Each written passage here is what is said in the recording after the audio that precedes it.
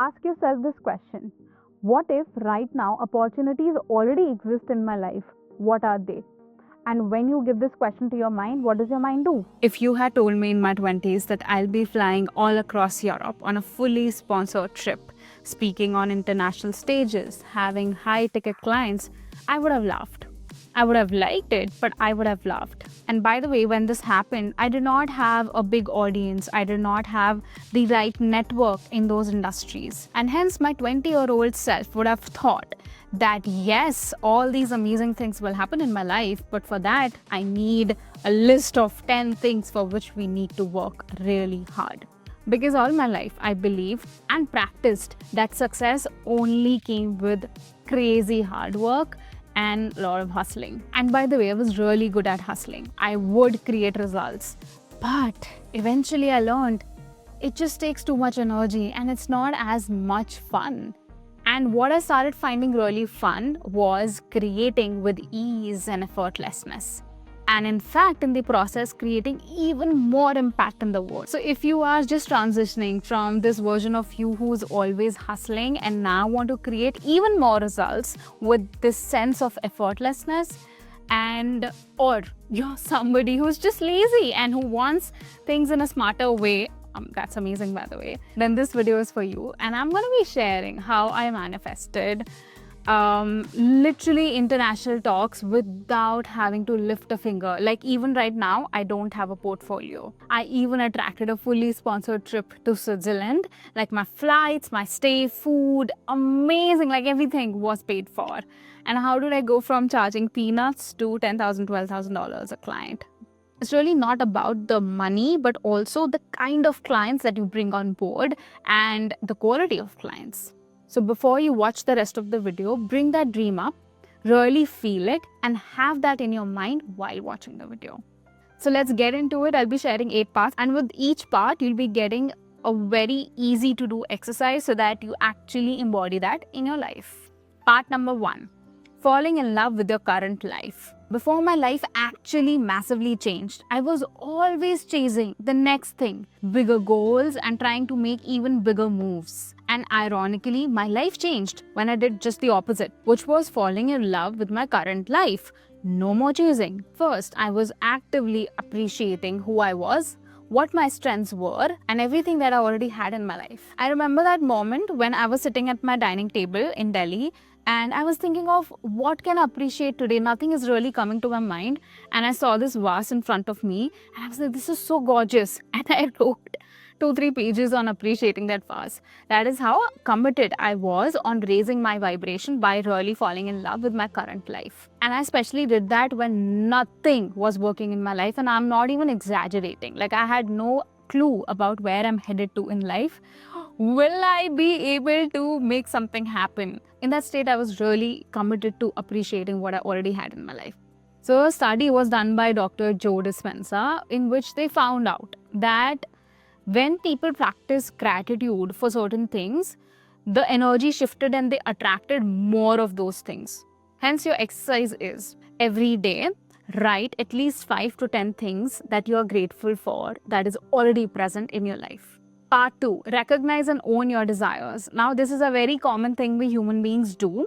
So when we human beings don't know how to make something happen, and especially a dream or desire we have, we get overwhelmed, which is very natural. But because we don't know how to process that feeling of overwhelm or how to deal with the unknown, we keep procrastinating our dreams and desires. So you got to start by acknowledging and giving space to your dreams and desires.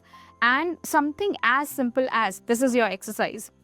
Every day acknowledging that this is what I want, this is what I want, this is what I want. And your mind will say, but you don't know how to make that happen. That's all right. That's completely fine. And in fact, remind yourself that that's part of the process. So journal, I want dash or I intend dash. And if you want to take a step ahead, you can write in present tense as if you already have what you want. For example, I love drinking blueberry smoothies.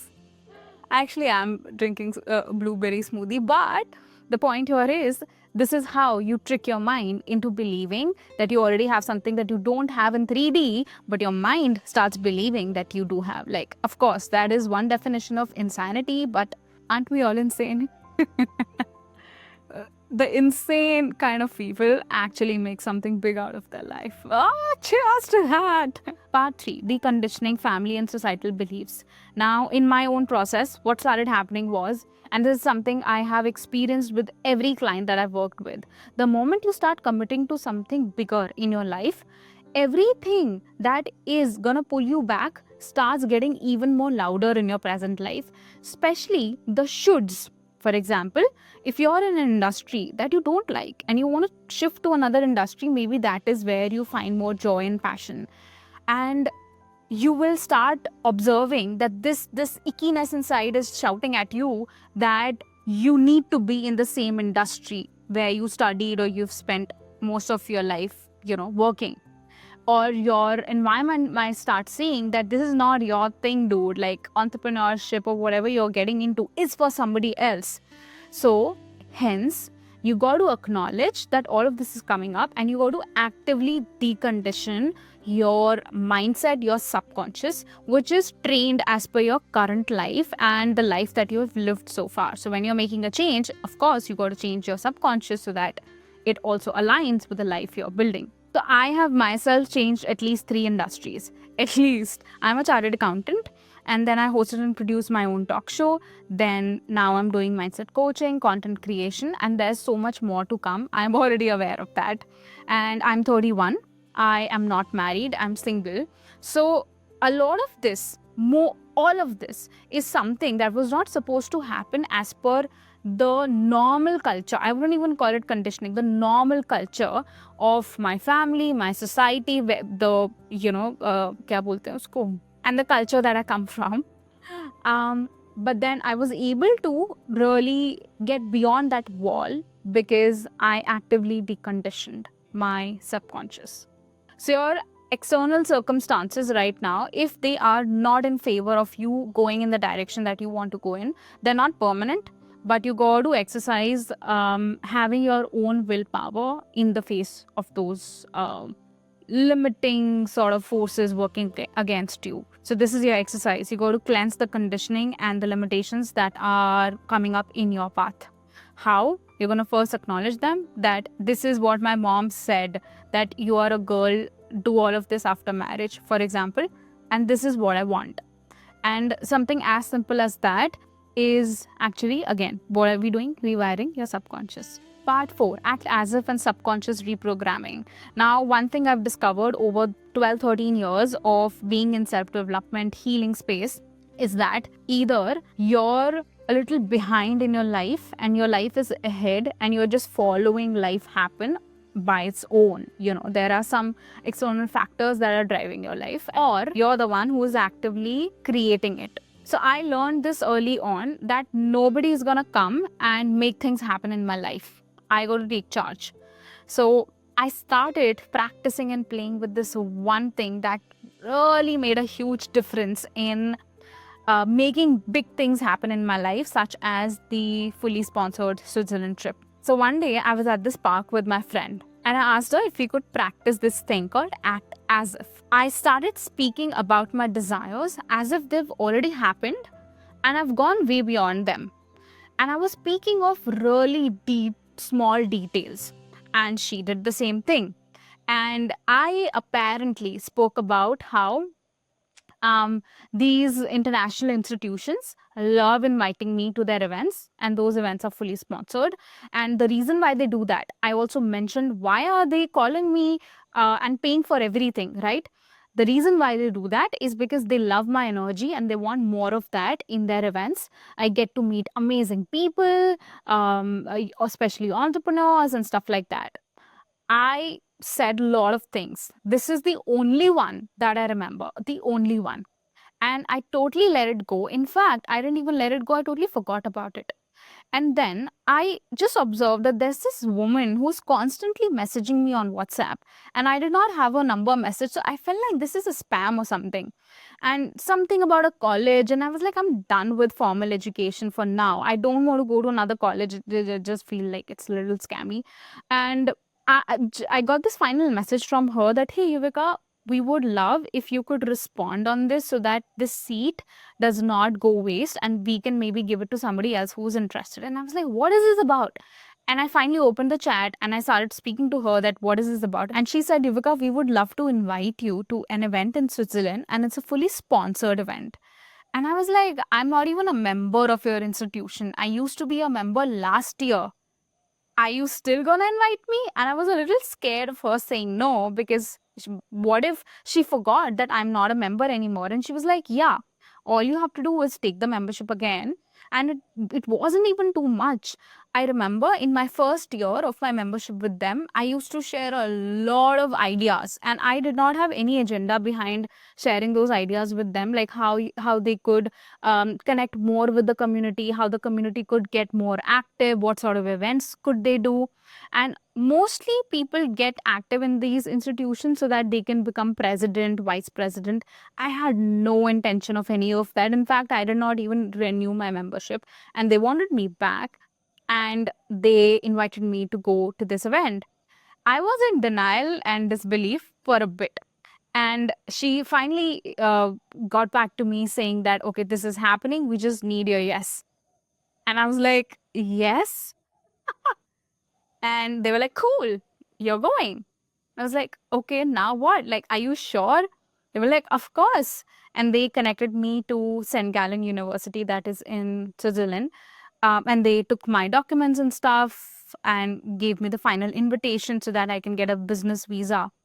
And all this while, I'm just wondering, when does the ball drop and they say like, oh, sorry, we just made a mistake. So the reason why I'm sharing this detail with you is because there was a tiny bit of doubt still there. So if you sometimes worry about, oh, but I'm doubtful, it's all right. It's all right.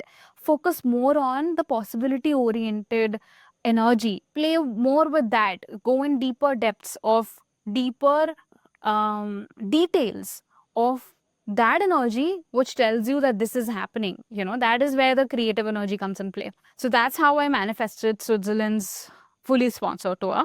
And a lot of other things that came after that were the result of Act As If. So get on board, man. Practice this. After I manifested the Switzerland tour, I even manifested an offer to speak in London. And it happened in the most random way ever.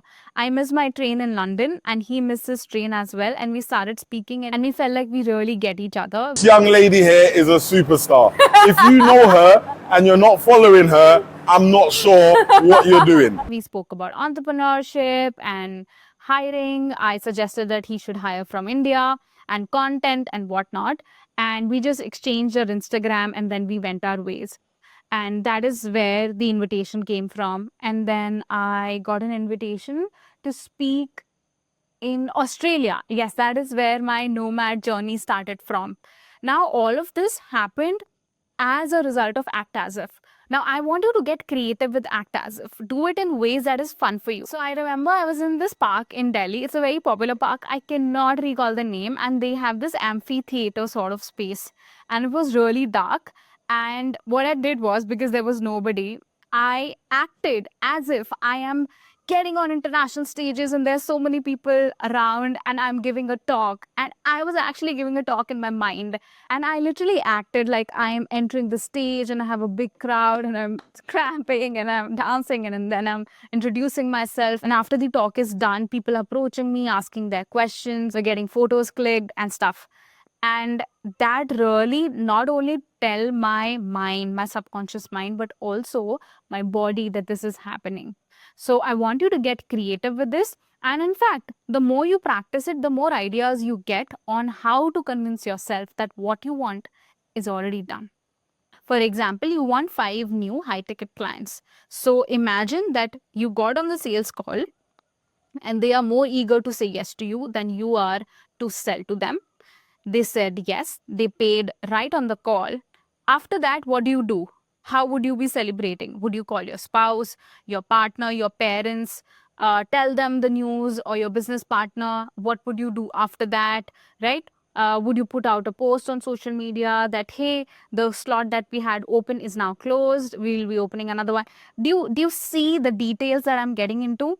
And the thing is that you already have the ability to get into the details, but Usually our mind uses this ability to think of details on the negative spectrum, which is, what if we fail? What if we're not able to pay our rent? What if our partner leaves us because they don't want to be with a risk taking man or a woman, right? Use it to actually build your life. So the takeaway of this part is that your brain does not know the difference between real and imagined. So use that to your advantage. Part 5, processing low moments instead of avoiding them. I've made a whole video on how to do this. So we wouldn't really go in depth, but one thing you really got to do, and that is what I consistently did in my own process, I would keep processing and releasing any low emotions, doubt, worry, fear, anxiety I would get.